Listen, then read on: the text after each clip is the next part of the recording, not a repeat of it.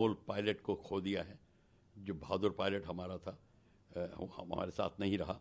हमें बहुत दुख है, हमने एक जहाज़ खोया है।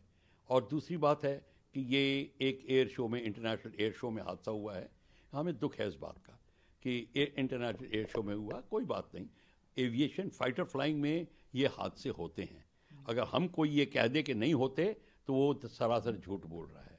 ये जो प्रोफेशन है फाइटर फ्लाइंग का, ये दुनिया का सबसे डेंजरस प्रोफेशन माना जाता है। किसी को करना होता है। हमारे बहादुर लड़के और लड़कियां, मेन एंड वुमेन, इसको कर रहे हैं, तो हमारे को गर्व है उनके ऊपर। और ये जो बहुत दुखद घटना हुई है, पर इसकी इंक्वायरी होगी।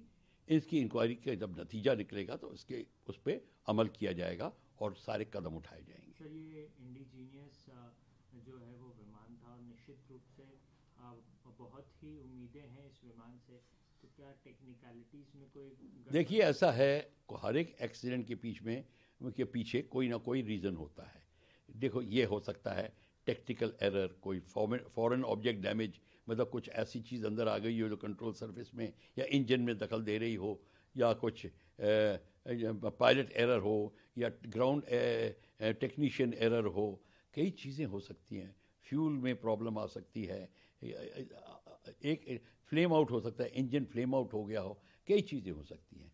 अब जैसे कि ये एयरक्राफ्ट था, ये इसने मनूवर किया और रोल आउट कर रहा था, और वो जब ज़मीन की तरफ आ रहा था उस समय अगर इंजन फ्लेम आउट हो गया हो, अब वो इजेक्ट करने की कोशिश कर रहा था, शायद उसने अपना इजेक्शन रोक दिया या स्लो कर दिया ताकि वो लोगों को अवॉइड कर सके। क्या हुआ ये इंक्वायरी से पता चलेगा, पर हमें ये लग रहा है कि उसने इंजेक्शन में बहुत देर कर दी, और उसका जहाज़ जो है मश कर रहा था। उसने जब रिकवर भी किया तो उसका फिर भी एयरक्राफ्ट सिंक कर रहा था, और वो अपने बेली यानी कि पेट के ऊपर, जिसके जहाज़ के निचले स्थल, वो जो निचला हिस्सा है, वो ज़मीन पे जाके टकराया।